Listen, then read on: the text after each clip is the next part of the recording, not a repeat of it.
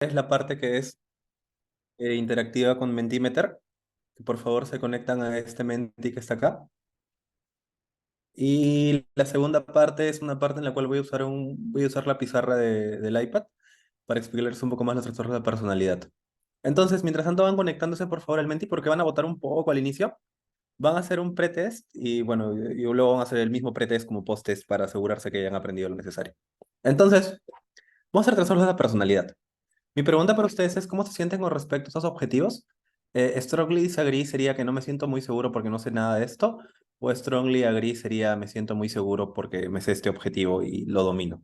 Entonces, simplemente jalan el slider del 0 al 5 para ver cómo se sienten. Por ejemplo, si comprender la personalidad y su origen y alguna que otra teoría, o saben qué es, le marcan 5, si no le marcan 1, para que puedan revisarlo. En realidad hay muchas teorías, no hay una específica, pero pueden ir votando. Si no votan, la paso.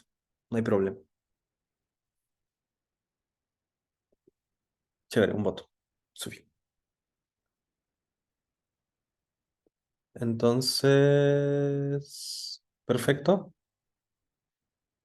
Bueno, dos votos, perfecto. Son 12, 11, 20%. Usualmente la tasa de respuesta en ese tipo de ponencias es 40%. Igual cuando hay menos participantes es chiquita, ¿no? Porque se entiende de que están haciendo otras actividades. Así que lo siguiente es personalidad. La personalidad es un conjunto de características emocionales conductuales predecibles y estables. Por lo tanto, los trastornos de la personalidad que se salen de la normalidad deberían ser también predecibles y estables. La gran pregunta es, ¿por qué tenemos que estudiar qué es lo normal y por qué tenemos que estudiar qué es lo anormal? ¿Y quién define la normalidad? Para esto, si recuerdan sus clases de estadística, dame un minuto. Creo que acá no hay. No, acá no hay, creo. No. O es acá. No, no. Y bueno, lo dibujaré luego cuando tenga mi otra cosita. Listo. Entonces, ¿cómo creen que deberíamos estudiar la personalidad? ¿Deberíamos estudiarla rasgo a rasgo? ¿Deberíamos estudiarla por lo inconsciente y cómo esto inconsciente dirige las decisiones? Y, y- ¿O deberíamos enfocarnos en el desarrollo y la mejora de la personalidad? ¿Cómo creen que deberíamos estudiarla? Bueno, esa es la visión humanista. Hay más visiones, pero he colocado las que me interesa que vean. Entonces, la personalidad se estudia de distintas formas. Una es la teoría de rasgos, otra, la de acá al medio, es la teoría psicoanalítico-psicodinámica, que estudia cómo lo inconsciente, si se dan cuenta, es bien freudiana. Y por último está la humanista, que igual en educación busca desarrollar el potencial de las personas y demás. Entonces, son distintos abordajes que hay. ¿Por qué les planteo los abordajes? Porque en base a estos abordajes y en base a esta definición de personalidad que hemos dado acá, se generan los trastornos de la personalidad. Entonces, si nos damos cuenta, los trastornos de la personalidad van a ser predecibles y estables, porque se salen de la curva de la normalidad. Eso es un lado. Por otro lado, tienen que afectar en distintas esferas, ¿no? Y sobre todo se van a demostrar mediante conductas. Entonces, una conducta es aquello que hacemos como orientada a algún objetivo. Por ejemplo, una conducta mía podría ser tomar agua, porque tengo sed. Entonces, esos son los trastornos de personalidad, pero para entenderlos incluso mejor, eh, para entender la personalidad hay teorías como la de los grandes cinco, en las cuales ustedes pueden clasificar en estas cinco de acá. En realidad está sumamente difundida. Incluso hay páginas que plantean que ustedes hagan test sobre estas cinco teorías. Y hay un psicólogo que quizás conocen bastante, que es Jordan Peterson, que promueve justamente esta teoría para que ustedes estudien y entiendan y demás. Entonces se basa en cinco grandes características: en la extroversión versus la introversión, en la estabilidad emocional versus el neuroticismo, en la conciencia versus actividades inconscientes, en la apertura a nuevas experiencias o en estar cerrados a las nuevas experiencias, o en la afabilidad, la amabilidad, el kindness y demás versus la crueldad. Pero lo que quiero que tengan en cuenta ahora es que ya sabemos que la personalidad es algo estable, predecible, que se puede estudiar desde varias formas, puede a rasgo, o la personalidad es quizás la capacidad para desarrollarse a las personas, pero al final es un constructo, ¿ya? Y en psicología los constructos se expresan en conductas. Un ejemplo de esto sería el siguiente. Ustedes podrían querer saber, por ejemplo, ah, tienen un paciente con depresión y la depresión es algo que está en la cabeza de las personas, algo que no podemos medir per se. Sin embargo, lo que podemos medir son las conductas que toman las personas con depresión. Entonces, una conducta o una idea que podrían tener sería, tengo pensamientos de minusvalía. Esas ideas luego se transfieren a variables latentes y luego al final nos me permiten medir la depresión. Eso es psicometría básicamente. Y luego tenemos los mecanismos de defensa. Entonces, ¿por qué tenemos que tocar este tema? Porque los mecanismos de defensa son formas de las cuales vamos a expresar estas alteraciones fuera de la normalidad. Entonces, en teoría, nadie de nosotros quiere sufrir. Como Buda lo planteó alguna vez, la humanidad quiere evitar el sufrimiento de cualquier forma. Y para eso tenemos que proteger a nosotros mismos. Nadie de nosotros quiere sentirse incómodo, quiere sentir ansiedad por algo que está pasando o quiere sentir algún problema, ¿no? Entonces, para proteger, digamos, nuestro ego, nuestra identidad, tenemos distintos mecanismos de defensa. Entonces, ¿cuál de estos creen ustedes que es un mecanismo de defensa? De entre todos los que están aquí.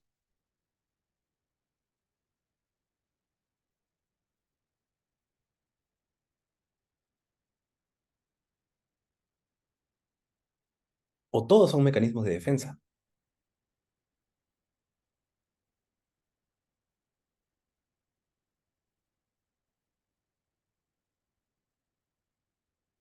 Y la respuesta es todos son. Los mecanismos de defensa se estudian y se clasifican en cuatro niveles. Es la taxonomía que al menos me gusta usar y la que usamos en medicina. Entonces tenemos los niveles más bajos, que son los narcisistas o los patológicos. Luego el nivel 2 que son los inmaduros. El nivel 3 que son los neuróticos. Y el nivel 4 que son los mecanismos maduros. Esta capacidad de cambiar la atención de una ruptura amorosa hacia tu desempeño académico o de hacer que, por ejemplo, algo que ocurrió en algún momento que nos duele o que nos genera malestar, lo pasemos a una actividad productiva, se llama sublimación. La sublimación es la capacidad de hacer esto. Es sublimar nuestro dolor o este evento traumático y pasar esta energía a algo más, por así decirlo, productivo y que en teoría le hace un bien a la sociedad. Por otro lado, negar lo que está pasando e inventar otra realidad, esta básicamente es la negación. Es un mecanismo de defensa, sí, es un mecanismo de defensa inmaduro, mientras que la sublimación era un mecanismo de defensa maduro. ¿Ok? El altruismo también es un mecanismo de defensa. Hacer las cosas para el bien de otros también nos protege, protege nuestra identidad y demás, pero es un mecanismo de defensa maduro. Recordar a un evento traumático sin mostrar ninguna emoción también es un mecanismo de defensa. Entonces, también es negación. ¿A qué me refiero con esto? Con que los mecanismos de defensa existen para proteger nuestra identidad. Ah, podríamos usar una actividad muy mindfulness en este momento, de verlos como lo que son simplemente mecanismos de defensa, no son ni buenos ni malos, solo son formas en las cuales tenemos estrategias que tenemos cada uno para afrontar la incertidumbre o algo que nos pueda generar ansiedad o algún otro problema. Entonces, eso quiero que lo tengan en cuenta. Ahora, los mecanismos de defensa se dividen en cuatro niveles. Los narcisistas y patológicos, que son los que vamos a ver en los trastornos de la personalidad, los inmaduros, los neuróticos y los maduros. O sea, lo ideal es que no hay ningún mecanismo de defensa ideal, sino que vamos a tener distintos dependiendo de las estrategias que tengamos. ¿Ya? Entonces, siempre una actitud bien mindfulness cuando estudiamos estos temas, o sea, bien mente de principiante, solo observar nuestros juicios de valor con respecto a esto, y nos sirve. Luego, la siguiente pregunta para ustedes es esta, pero los mecanismos de defensa nos ayudan para identificar distintos trastornos de la personalidad. Este mecanismo, ¿esto creen que, cómo se llamaría si ustedes le pudieran poner un nombre? Si una persona ve todo como blanco o negro y no puede ver todo como un conjunto, ¿cómo le pondrían? ¿Como algo proyectarse o le pondrían como partición? Correcto, esto es partición o splitting. El splitting o la partición es un mecanismo de defensa en el cual las personas tenemos la incapacidad de poder ver todo como un conjunto o como decir, esto es medio gris, o está entre medio este color, sino que todo es o bueno o malo. Las personas hacen algo y son malas, o las personas hacen algo y son buenas. Y no es como que pueden estar en el medio y pueden tener, a la vez, a veces soy bueno, a veces soy malo. Entonces, esto de aquí es importante. Ese es un mecanismo de defensa que usualmente se ve entre pacientes con trastorno limítrofe de la personalidad. Y justo en la terapia dialéctico-conductual hay un ejercicio que nos ayuda a poder sopesar, tener ambas ideas, ¿no? Por eso es dialéctica, ¿no? Acepta una realidad y acepta otra a la vez. O sea, no es como que alguien es un héroe y un villano a la vez, sino que puede ser un héroe a veces y un villano a veces. O como yo puedo ser un buen médico a veces o un mal médico a veces. Entonces nos permite sopesar y ponderar estas ambas creencias. Sin embargo, la partición evita que hagamos eso, ¿ya? Entonces, lección uno, la partición es un mecanismo de defensa para defender la personalidad o la identidad de algo que genera ansiedad. Y la partición se ve en pacientes con trastorno límite de la personalidad. Y si una persona vuelve a su niñez y tiene conductas de su niñez, ¿qué les parecería que es? ¿Regresión o negación? Estoy tocando solo algunos, ¿ah? Este es un mecanismo de defensa inmaduro. Correcto, esta es la regresión. Entonces, ¿qué pacientes podrían presentar la regresión? Y hay un grupo, el trastorno dependiente de la personalidad es aquel que presenta este mecanismo de defensa. La regresión, en la cual cuando estamos con una persona, tomamos actitudes que teníamos cuando éramos niños. Quizás incluso cambiamos la voz o actuamos de cierta forma específica de nuestra niñez. Ahora, con respecto a los trastornos de personalidad, un trastorno de personalidad se presenta ¿en qué formas? ¿Afectará cognitivamente, afectivamente, interpersonalmente o se presentará en una forma de una incapacidad de controlar impulsos? ¿Cuál de estas creen que sea afectada en un trastorno de la personalidad? ¿Una o todas?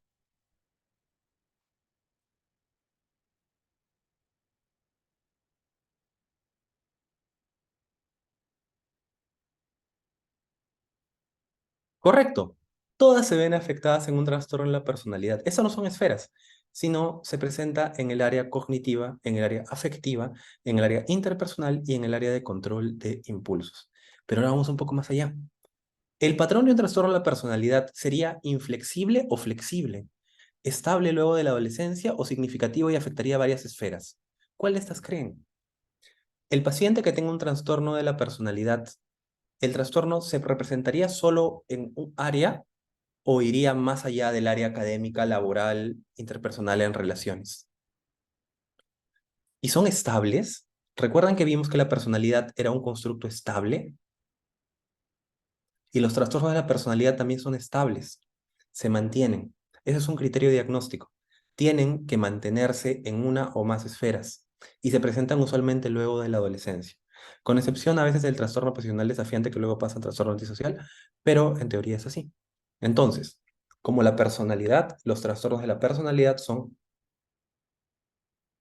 predecibles, son estables, ¿ya? En el tiempo y se presentan con la personalidad, afectan a varias esferas de la vida. O sea, imaginen este escenario. Una paciente con trastorno limítrofe de la personalidad o de regulación emocional presenta eh, partición y la presenta tanto en sus relaciones como que su enamorado llegó tarde y su enamorado es el mayor villano del mundo, o como en el trabajo. En el trabajo su jefe le levantó la voz y es el peor jefe del mundo. Y esto genera malestar y afecta la vida de la persona. Entonces, ese es un criterio muy importante en psiquiatría, que algunos estarán de acuerdo y otros no. Los trastornos psiquiátricos o las enfermedades mentales afectan la vida de las personas. Para considerarse como tal, tienen que afectar el desenvolvimiento y el logro del potencial de la persona, o sea, la salud. Y la salud, recuerden que no solo es el bienestar físico, sino es el bienestar biopsicosocial e incluso es la capacidad que tenemos nosotros de desarrollar todo nuestro potencial. Es por eso que esa parte de la personalidad, el concepto este humanístico es tan nuevo y es tan, va tan con esta nueva era, ¿no? En la cual queremos que las personas nos desarrollemos. Entonces, los trastornos de personalidad son inflexibles y son estables luego de la adolescencia. Tienen que mantenerse en el tiempo. Obviamente hay pacientes que tienen regresión, por ejemplo, los pacientes con trastorno limítrofe de la personalidad, un gran grupo presenta regresión y luego desaparece. Eso es muy interesante, aunque faltan más estudios todavía. Entonces, los trastornos de la personalidad afectan varias esferas de la vida. Afectan entre el 7 al 12% de la población. Es bastante. Y algunos pacientes van a cumplir más de un criterio diagnóstico. Esto quiero que lo vean de la siguiente manera.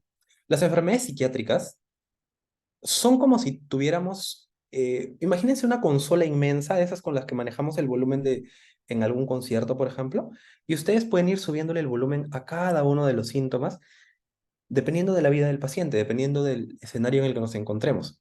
Hay teorías que plantean que el trastorno límite de la personalidad se desarrolla incluso antes de los 2 años. Entonces, eso es interesante porque nosotros tenemos una línea basal en la que nacemos y luego los eventos de la vida van exacerbando distintos síntomas y son los que nos convierten en lo que somos en este momento. Entonces, es como que, y con cada evento estresante que tenemos, vamos subiendo el volumen a cada uno de los síntomas que tenemos, ¿no? Entonces, cuando estudiamos los trastornos de la personalidad, tenemos tres tipos de clúster. Los clasificamos así porque a los humanos nos gusta clasificar las cosas y hacer taxonomías porque es más fácil entenderlas. Pero miren, el clúster A, B y C. ¿Qué caracteriza a cada clúster? Y aquí incluso voy a voy a ser un poco mm, simplista quizás al decir unas características, pero todo es con fines educativos. Por ejemplo, el clúster A, que son los pacientes que son esquizoides, esquizotípicos o paranoides, cuando los estudiamos dentro de medicina, porque tenemos pocas horas de psiquiatría y los estudiamos para los exámenes, podríamos definirlos como los pacientes que son en teoría raros, mágicos, con pensamientos que incluso van un poco más allá. Clúster B son aquellos pacientes que son explosivos, que son quizás un poco impredecibles, y algo que caracteriza al clúster B es la desregulación emocional, que se presenta en estos cuatro tipos. Tenemos al paciente con trastorno antisocial de la personalidad, la paciente con trastorno limítrofe, el paciente con trastorno histriónico y el paciente con trastorno narcisista. El clúster C son aquellos pacientes un poco más alejados y con incluso más rigidez que los otros. Son aquellos pacientes que tienen trastorno evitativo de la personalidad, trastorno dependiente de la personalidad y trastorno obsesivo compulsivo de la personalidad. Entonces, si yo tuviera que resumirles esto, tendría que ser de la siguiente forma.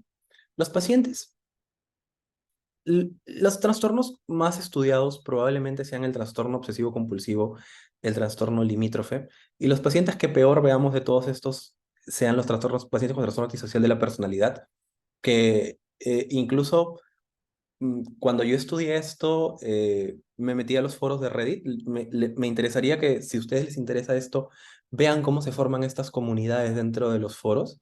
Eh, Creo que acá hay gente de psicología, así que probablemente hayan revisado métodos cualitativos y etnografía. Y entrar a estos foros con pacientes con trastornos de personalidad nos permite tener una visión más grande de cómo se comportan en esas pequeñas comunidades.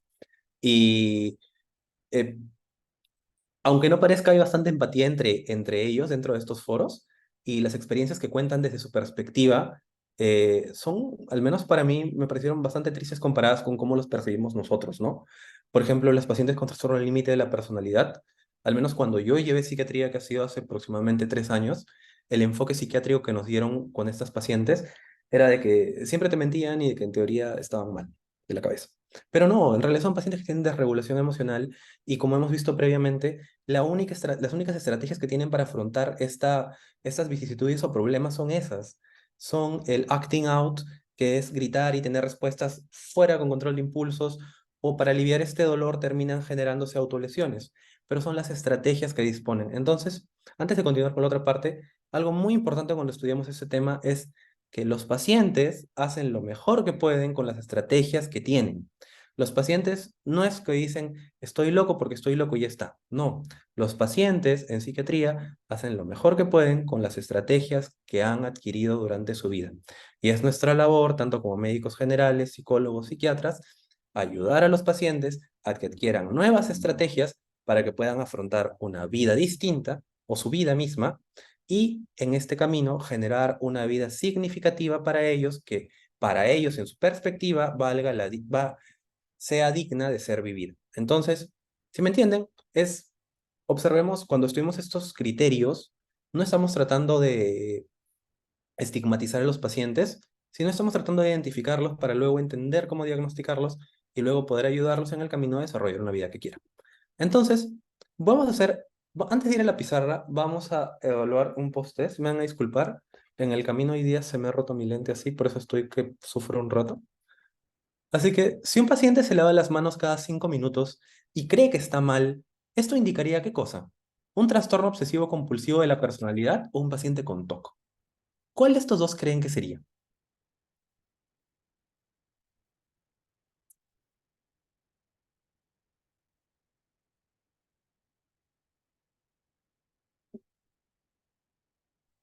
Ya, y eso es muy importante, porque con esta pregunta voy a introducir un concepto que se llaman creencias egosintónicas y egodistónicas.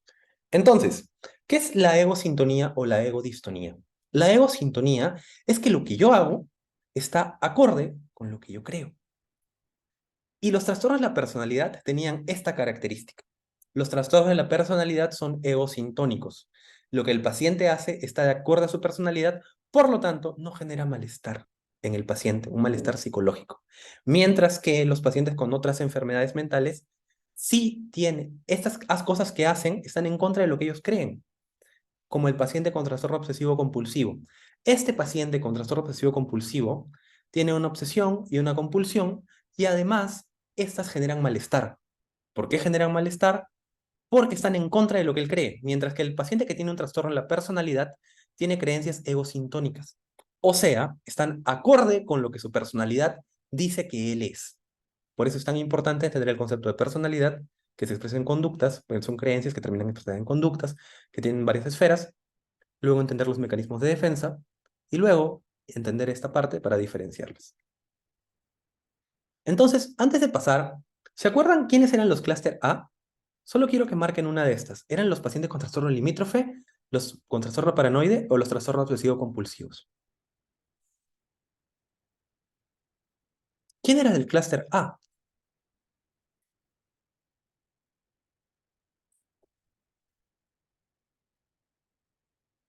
Muy bien, excelente, sí. Los pacientes del clúster A son pacientes esquizoides, esquizotípicos y con trastorno paranoide de la personalidad. Y para adelantarles esto, los pacientes con trastorno paranoide, este trastorno es más frecuente en varones, más frecuente en varones. Y usualmente es esta paranoia en la cual los pacientes piensan de que el mundo les es desleal, ¿ya? Y que va a haber un intento de perjurio contra ellos. Piensan que están sometidos a engaños, que las acciones buenas tienen una idea detrás y estas ideas generan malestar en la vida diaria. Por ejemplo, llegar a desconfiar de de los colaboradores o compañeros de trabajo, ¿no? Muy bien. ¿Y el clúster B quiénes eran? ¿Cuál era la enfermedad del clúster B característica? ¿El limítrofe, el paranoide o el obsesivo compulsivo?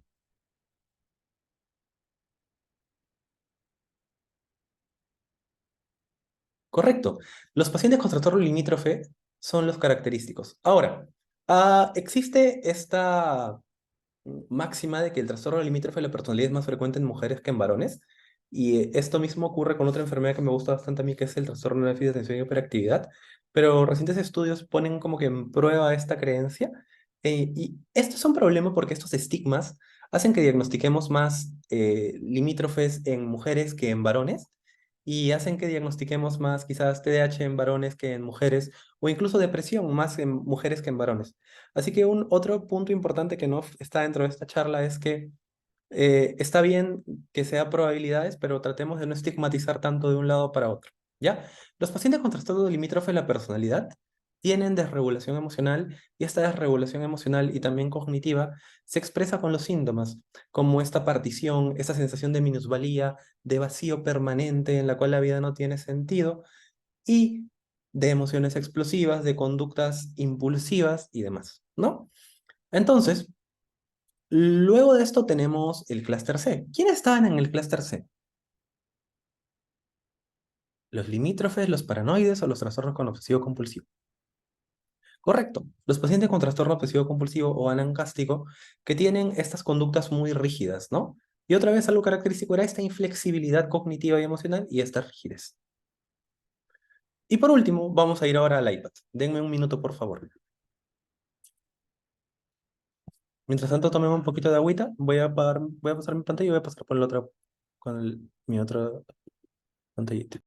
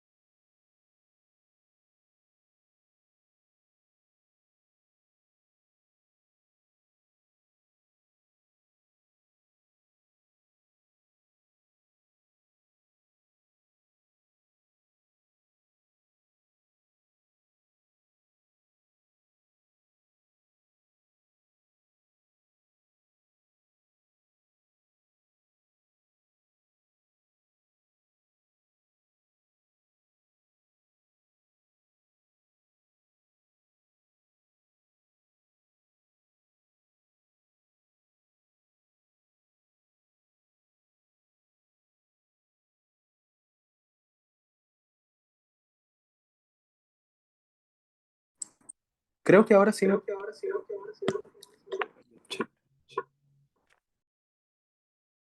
Sí se escucha.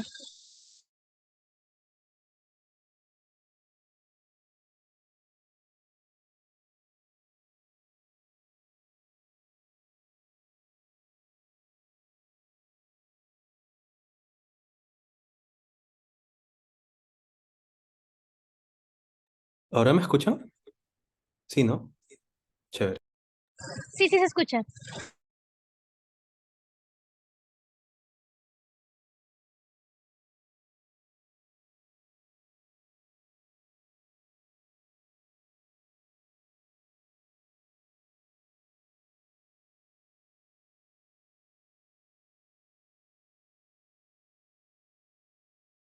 ¿Le puedes dar acceso al iPad para que pueda compartir pantalla?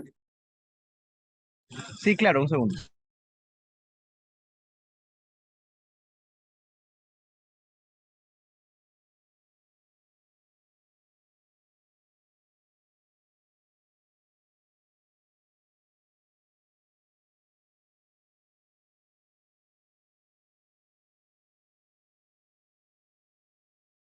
Ya está, a ver.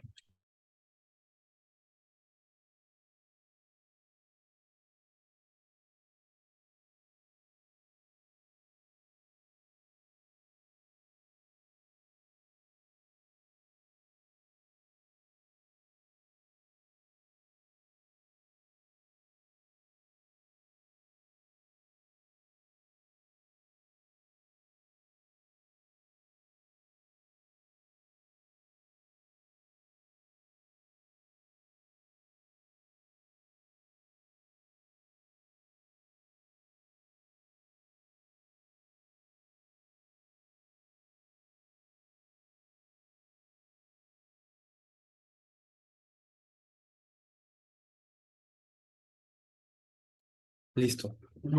Entonces, ya. A ver, vamos acá.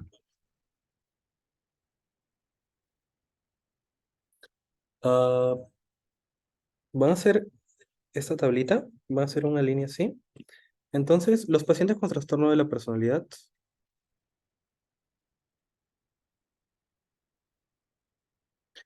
podían entrar en tres clústeres, ¿no?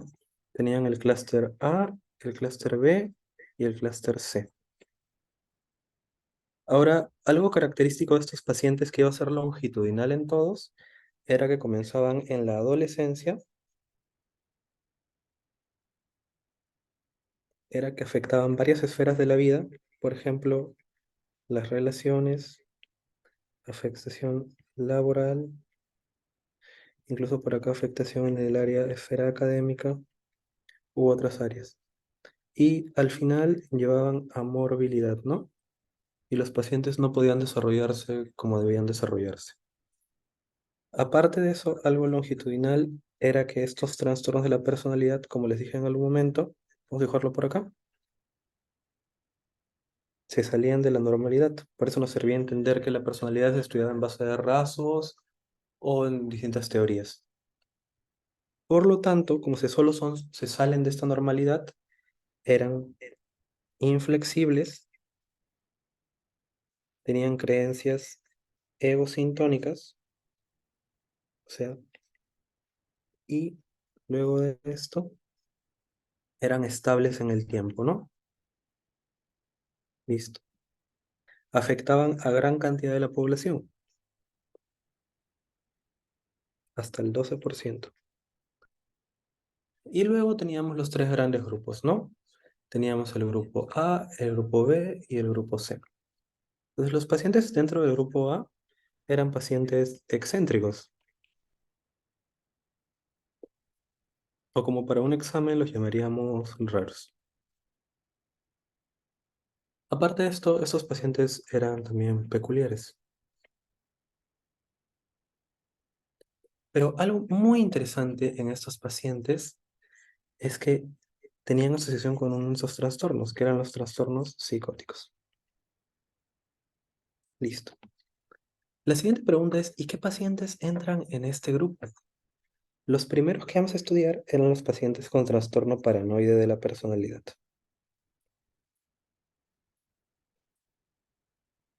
Otra vez, vamos a favorecerle los estigmas porque en realidad es la forma más fácil de estudiar cuando estamos en estos niveles de pregrado, pero cuando vean a un paciente, sobre todo prima la clínica y otros factores, ¿ya? Entonces, ¿cómo es un paciente paranoide? Usualmente es más frecuente en varones, ¿no? Imaginemos un varón de 30 años que ha llegado a su casa y que piensa que su esposa lo está engañando porque su esposa está llegando media hora más tarde a la casa. Entonces, eso, que es esa conducta que está demostrando el paciente, se puede traducir en nuestro idioma como esta desconfianza. Cuando en realidad su esposa le ha dicho al paciente que se está quedando porque estoy tomando 30 minutos más porque esos últimos, como he tenido el feriado el sábado, nos están haciendo recuperar 30 minutos todos los días por 10 días, mi amor le dice. Pero él dice de que no y de que ella hace eso porque él no provee las necesidades que ella necesita, ¿no? Ahora tenemos la inseguridad, tenemos problemas con lealtad. Además, nos cuenta de que en el trabajo él piensa de que sus colaboradores o las personas con las que trabaja le quieren hacer daño. O sea, alguien le quiere hacer perjurio, le quiere hacer daño y que no confía en ellos para terminar su trabajo. O sea, hay una ausencia de confianza en sus colaboradores o trabajadores más cercanos, ¿no? Y piensa que su vecino lo critica constantemente. Entonces, esto, que son las conductas que él expresa y cómo hemos traducido, son criterios dentro del DSM-5, que es el manual para clasificar enfermedades, y son tanto la sospecha, la preocupación de las dudas de la lealtad, esta incapacidad para confiar en otras personas, y cómo interpreta él la realidad de otro mundo. ¿Y qué pasaría si nosotros vamos contra este paciente y le decimos, no, tú estás mal? Chocaríamos con sus creencias egosintónicas, porque esto tiene una egosintonía con lo que él piensa. Listo. Lo siguiente es, ¿qué tan frecuente es? Afecta del 1 al 4% de la población y es más frecuente en pacientes que tienen historias familiares de esquizofrenia. Entonces, como les dije al inicio, los pacientes con trastorno paranoide tienen relación con trastornos psicóticos. ¿Ya? Ahora, ¿cuál es el tratamiento para este grupo de pacientes? Y aquí es donde los tengo que spoilear muy mal, porque el tratamiento en todos los grupos es psicoterapia individual. ¿Ya? Y le doy un premio y felicitaciones públicas al que me diga cuál es la única de estas enfermedades que tiene tratamiento específico. Creo que lo he dicho hace rato. ¿Alguien se acuerda? Sí, dime, María Pía. Dijo que el TLP era la terapia dialéctico, algo así. Muy bien. Te ¿Eh? felicito, te felicito. En realidad está excelente. Gracias. Eh, Eso tienen que saberlo porque así ustedes solo sepan cómo se llama la terapia, ustedes cuando tengan un paciente con TLP y les diga que no puede hacer nada con su vida, ustedes le dicen, hermana o hermano, todavía hay una oportunidad, existe la terapia dialéctico-conductual que reduce la mortalidad longitudinalmente y te enseña nuevas habilidades. La terapia dialéctico-conductual es lo máximo, al menos para mí, porque soy súper cercado, porque tengo formación en DBT, porque enseña habilidades para la vida diaria, jala skills que vienen del budismo zen y demás, pero para todas las demás, psicoterapia individual. ¿Listo? Entonces, y es justo el TLP quien también tiene tratamiento. Se ha estudiado ahora la motrigina como tratamiento para pacientes con TLP, con buenos outcomes también. Ah, ahora, esos serán los pacientes con trastorno paranoide. Luego tenemos dos pacientes que tenemos que comparar. Tenemos los pacientes con trastorno esquizoide de la personalidad y esquizo típico. Ah, creo que todos aquí fácil tienen menos de 25 años. Yo soy un anciano, tengo 28. Y algo que he visto en los memes que ustedes hacen, que ustedes comparten o también por mis alumnos, es que a veces usan el término esquizo bastante para referirse a conductas un poco psicóticas o aberrantes. Así que si estos dos términos tienen las conductas, tienen esquizo adelante, es porque sí son pacientes que tienden a esta rareza. Los pacientes con trastorno esquizoide de la personalidad tienen, a diferencia de los esquizotípicos, tienen este alejamiento de los grupos sociales. O sea, si tuviéramos que contar el caso de un paciente esquizoide, ¿cómo sería? Probablemente sea un paciente de 40 años o de 50 años que está aislado en algún lugar. Imaginemos que en medicina podría ser un patólogo que está aislado de las demás personas y que no le interesa tener amigos. O sea, no es que él quiera y falle, sino es que no le interesa, no está dentro de ellos. Y él, por esta incapacidad de poder relacionarse con otros, porque los humanos somos seres sociales y en muchos de los casos adquirir puestos o subir en la escala laboral requiere que tengamos contactos, el hecho de tener ese trastorno esquizoide de la personalidad hace que estos pacientes no progresen en este campo. Así que él refiere de que está tranquilo, no tiene ningún problema, que va a ser muy distinto a un paciente que vamos a ver aquí, que es el paciente evitativo. El paciente evitativo desea tener relaciones sociales, pero por las creencias que él tiene, no puede. En cambio, el paciente esquizoide las desea. No, no las desea, ni las anhela. ¿Ya? Entonces, ¿cómo se expresa esto? No hay deseo de las relaciones sociales. Muy bien. Está involucrado en actividades solitarias. Ah, probablemente este meme de los Sigma Male se relacione mucho también con este trastorno esquizoide, porque incluso hasta cierto punto, cuando te entras a TikTok y ves el extremo, representa este grupo, ¿no? Entonces, otra cosa que también afecta es que no hay interés sexual. Hay pocas actividades que lo llenan de placer. Y si se dan cuenta, esto puede confundirse incluso con algunas características de trastornos de espectro autista o con trastornos del estado afectivo, como el trastorno de depresión mayor y demás. La prevalencia en este grupo de pacientes es del 3 al 5%. Entonces, 1 al 4, 3 al 5. Son las únicas de las que me acuerdo. No esperen que me acuerde más, me acuerdo de esas dos porque tienen números parecidos. ¿Listo? El tratamiento, otra vez, es psicoterapia individual. ¿Y dónde es más diagnosticado? En varones. Y esto refleja mucho mm, quizás incluso el machismo en algunas áreas, porque van a ver ahorita que estos trastornos en los cuales el paranoide, que es todos tienen la culpa, y el esquizoide, que también está bien relacionado con este perfil o arquetipo del hombre, que son diagnosticados en hombres, mientras que el trastorno limítrofe era diagnosticado en mujeres. Ahorita van a ver bien eso de acá. Los pacientes esquizotípicos se caracterizan porque tienen un pensamiento mágico. O sea, es ese paciente que probablemente crea en ovnis o aliens. O sea, no digo que creer en ovnis o aliens esté mal, pero sino un punto en el cual afecte tu vida diaria, ¿no? Por ejemplo, ideas de referencia.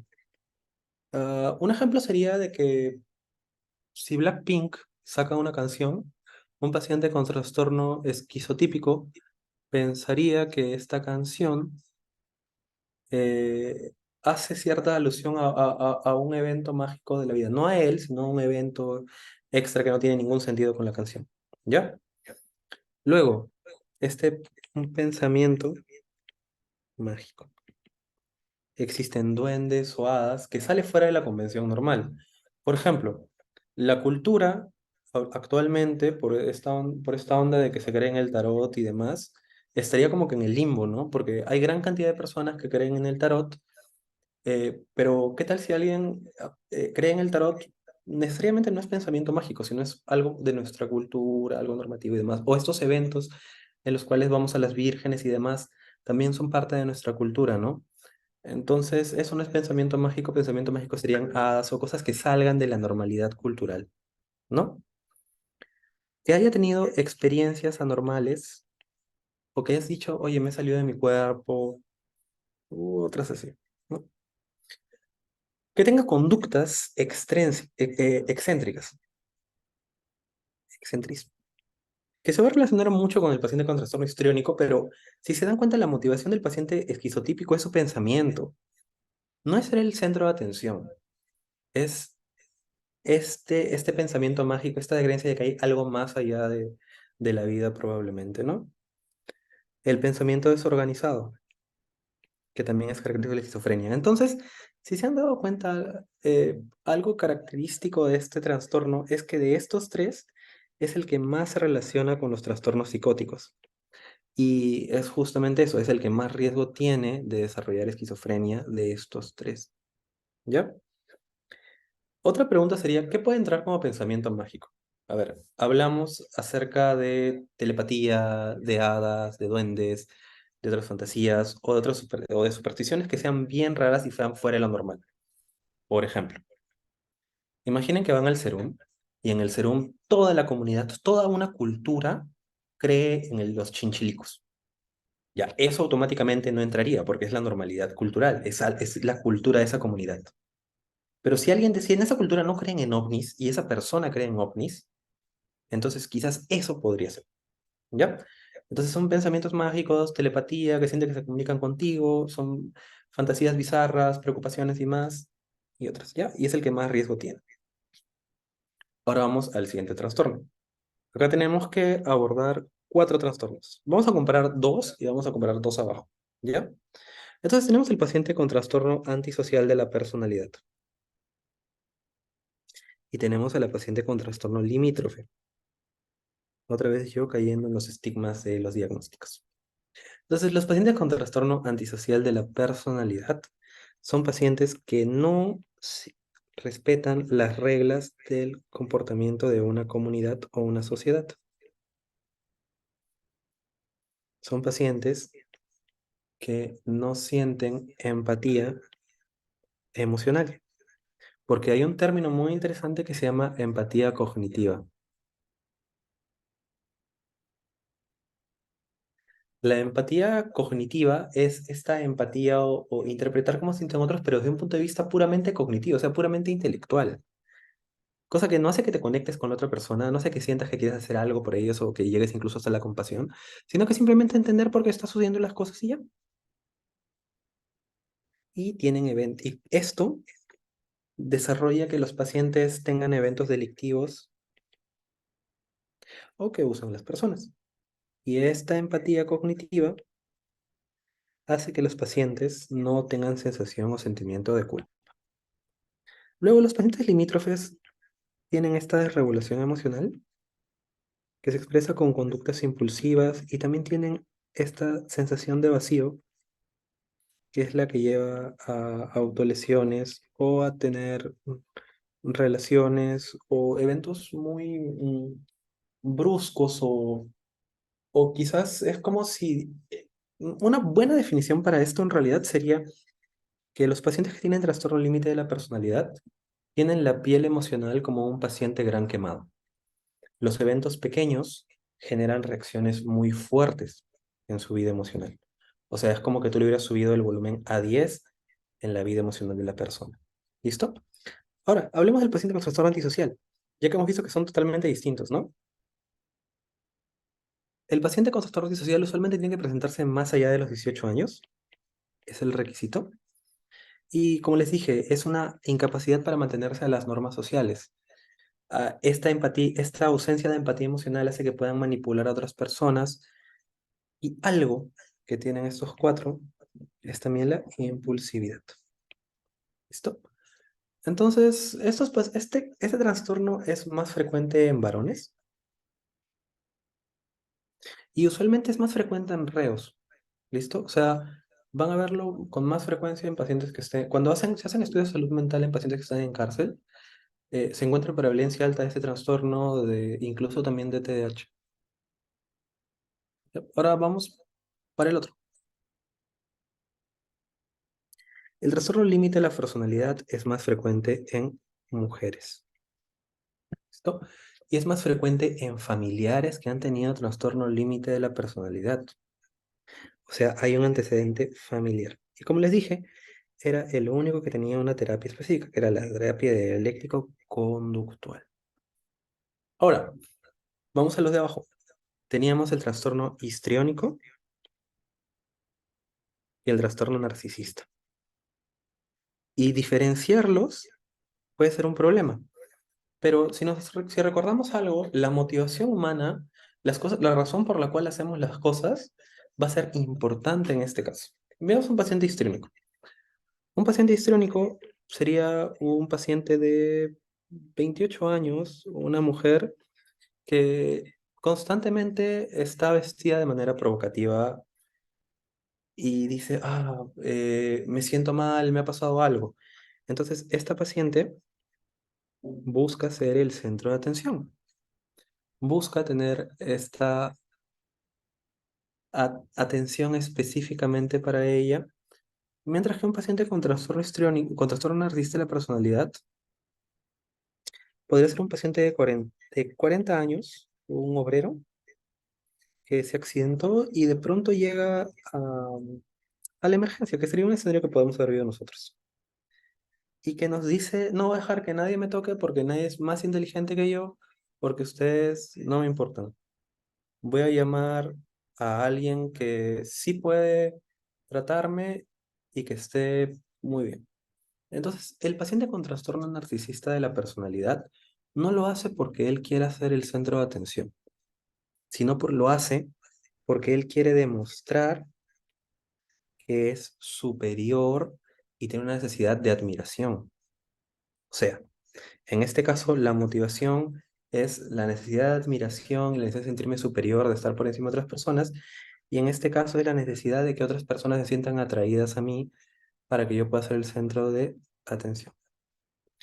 Ahora, estos dos pacientes tienen grandes problemas de autoestima. ¿Listo? Entonces, ¿qué hacía el paciente narcisista interesante? En el caso de la emergencia, ¿qué había cuando el paciente dijo que no iba a dejar que nadie lo toquen? Había una sensación de entitlement o de titulación, o sea, de yo soy superior, la superioridad. Se sentía muy importante en este momento.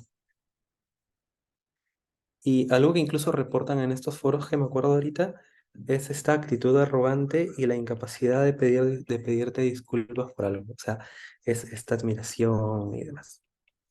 Pero recuerden que no es solo en un escenario, sino que tiene que repetirse en varios momentos. Es como que tienes un hijo y tú tienes trastorno de personalidad.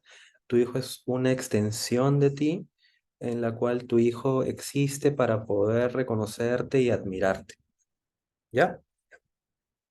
Y luego teníamos el trastorno histriónico de la personalidad, que buscaba llamar la atención. Entonces, algo que caracteriza el trastorno histriónico es que no se siente bien cuando no es el centro de la atención. O sea, le genera malestar y va a buscar dentro de sus estrategias una forma para volver a ser el centro de atención. Y tiene que tener unas conductas o comportamientos que sean llamativos para volver a ser el centro de atención. Que esto va a traducirse en la vestimenta, en conductas, incluso en actuares que parecen un poco, si lo pusiéramos en palabras normales, sería quizás teatreros, exagerados, y se sienten influenciados por los demás. Entonces, miren esta diferencia. El paciente con trastorno histriónico busca ser el centro de la atención porque cuando no lo es le genera malestar y toma las conductas que requiera tomar para poder volver a hacerlo. Mientras que el paciente con trastorno narcisista no es que él le interese ser el centro de atención, sino que él cuando pueda necesita que los demás lo tomen como alguien importante o como alguien superior a ellos. Y termina siendo arrogante, y, bueno, genera, buscando esta adulación o admiración, ¿no? Pero no es porque le genere malestar, sino porque es parte de su identidad, igual que el paciente con trastorno histriónico de la personalidad. Y luego teníamos el clúster C. En el clúster C teníamos a los pacientes evitativos. Los pacientes evitativos eran aquellos que evitaban las relaciones sociales, salir, porque tenían miedo al escrutinio social o a que otras personas pensaran algo de ellos. Entonces, ¿qué hay acá? El escrutinio, que se traduce en cómo los van a juzgar o si los van a discriminar, es algo que los marca. Luego, esto lleva a una incapacidad de interacción. Entonces teníamos dos pacientes que no pueden interactuar, los pacientes con trastorno esquizoide y los pacientes con trastorno evitativo. Pero otra vez, cada uno es por una razón inherente distinta. No tenían muchas relaciones intersociales. Y justo lo que les preocupaba es esto, ser juzgados y discriminados. Luego teníamos los pacientes con trastorno obsesivo compulsivo. Y por aquí vamos a poner a los pacientes con trastorno dependiente de la personalidad. El nombre del obsesivo compulsivo hace básicamente todo lo que tenemos que hacer, ¿no? Entonces, imagínense un paciente de 40 años que está obsesionado con que todo tenga checklist o pasos o listas o la organización de algo tiene que ser a punto. O sea, si va a realizar un plan, esta rigidez cognitiva no le permite hacer el plan si no tiene todo bien en orden. ¿Ya? Y esto lleva a perfeccionismo, lo cual lleva a un exceso de trabajo, llegando a ser trabajólicos. Y, al igual que el paciente paranoide, lleva a una incapacidad para confiar. Pero, ¿por qué es la incapacidad para confiar? Por el perfeccionismo que él tiene. No porque él piense que las demás personas le van a hacer daño, sino porque él busca el perfeccionismo en lo que está haciendo, ¿no? Y también son tacaños, pues, porque necesitan esta perfección constantemente en su vida. Y son distintos que los pacientes con trastorno obsesivo compulsivo, ¿no? Porque ellos piensan de que lo que están haciendo está bien, mientras que los pacientes con TOC no. Y por último, tenemos a los pacientes con trastorno dependiente de la personalidad. Entonces, su nombre lo dice, dependen de una figura de poder mayor. Y una figura de poder mayor necesariamente no es una figura de poder que pueda ser, qué sé yo, un político o alguien más, aunque en un escenario sí, sino que puede ser un par dentro del lugar en el que se encuentra. ¿Y por qué lo necesita? Porque tiene dificultad para tomar las decisiones propias. Y esto puede ser dificultad para decidir en la carrera, dificultad para decidir en relaciones de pareja. Y esto traduce que la otra persona asuma la responsabilidad por él. Esta dificultad para tomar decisiones y de perder a la persona que toma la responsabilidad lleva a que no exprese emociones fuertes o sensaciones. Por ejemplo, yo no voy a expresar ira o enojo contra esta persona porque voy a perder la aprobación y que ella asuma la responsabilidad. Y esto termina en que yo tenga cada vez menos confianza. Y como esta devoción va a haber una gran entrega de su vida a otras personas con la búsqueda de aprobación. Y si tú le cortas el lazo y lo dejas solo, va a sentir una sensación de abandono y de que no puede lograr o hacer nada. Entonces, esto es más frecuente en mujeres, esta de aquí era más frecuente en varones, y este de aquí también era más frecuente en varones. Entonces, esos son los trastornos de la personalidad. Cada uno llega lleva estas conductas que nosotros vemos en la vida diaria a un extremo. No caigan en lo que caemos todos cuando estudiamos esos trastornos, que es queremos diagnosticarnos con todo, sino que recuerden que cada uno de los síntomas que se expresan en esos trastornos son como una consola, en la cual a veces estamos en uno, a veces en 10, o a veces en 2, o a veces en 3, en 6. Pero quizás no en todas las áreas de nuestra vida. Esto solo podría ser el área de relaciones, esto el área académica, y en acá estamos bien, pero acá estamos quizás mal. Entonces, no es como que todos entremos. Si ustedes piensan que entran en alguno de ellos, les recomiendo que se hagan un tamizaje específico y luego busquen ayuda, pero probablemente tengan rasgos de personalidad de cada uno de ellos, porque todos tenemos un poco de todo de estos trastornos, pero no es para diagnosticarnos de frente. ¿Ya? Entonces, nuestro objetivo es diagnosticarlos para darles el mejor apoyo posible para que puedan desarrollar la vida que quieran. ¿Listo? Y eso era todo.